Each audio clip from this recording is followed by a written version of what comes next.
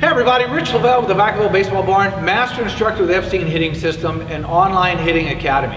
If you haven't done so already, please subscribe to the channel and don't forget to hit the notifications button in order to get all future videos. So today I wanted to talk a little bit about old school drills, and really the title of this is why old school drills don't work as far as improving your swing. They may help you hitting the ball, but we're talking about improving your swing to become more consistent and more consistently powerful. So the first drill that I've come across, and I see this a lot, is this fast hands drill. And that's where a coach is tossing a ball up and it's 1, 2, 3, 4, 5. And you see a player just doing this basically right here, trying to get the bat to the ball. And they don't care about form, they don't care about anything else. And the explanation is always, hey, this is teaching you how to get your hands through fast. Really what it's teaching is just how to flip the wrist over and back, over and back. They rarely get into the proper positions. To me, it just damages a kid's swing. If you're doing it somewhat maybe for some conditioning, I think there's some better ways to do that. The second one would be the throw from behind drill. And I really just don't get this one. There's a coach that sits back here. I don't know if you can see that, but they sit back here behind the plate. The player gets ready, head and eyes level to the pitcher hopefully, and then they throw the ball and they try to pick up the ball out of the peripheral of their eye, and then they try to swing to hit it.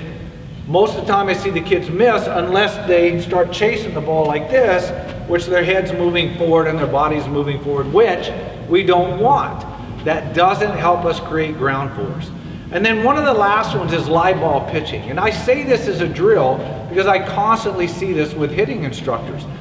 They sit to the side and they toss a ball up to get them warm up. Sometimes maybe they use the tee, and then they go out front, live ball pitching, expecting to really work on the swing of maybe correcting a swing fault.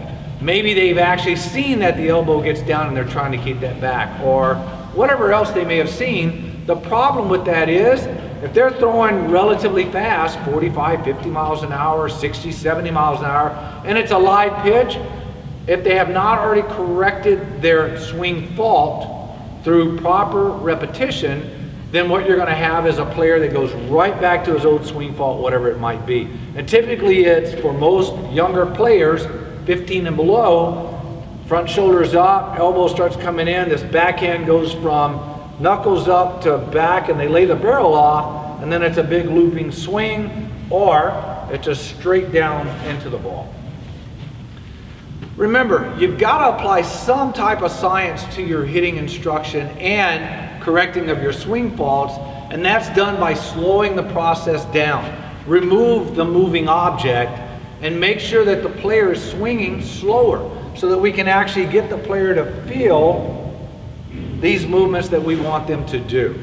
Do that repetitively 4 or 5 days a week until they get somewhere around maybe 1,000. It could be up as much as 3,000 swings, proper repetitions, before we can correct those faults.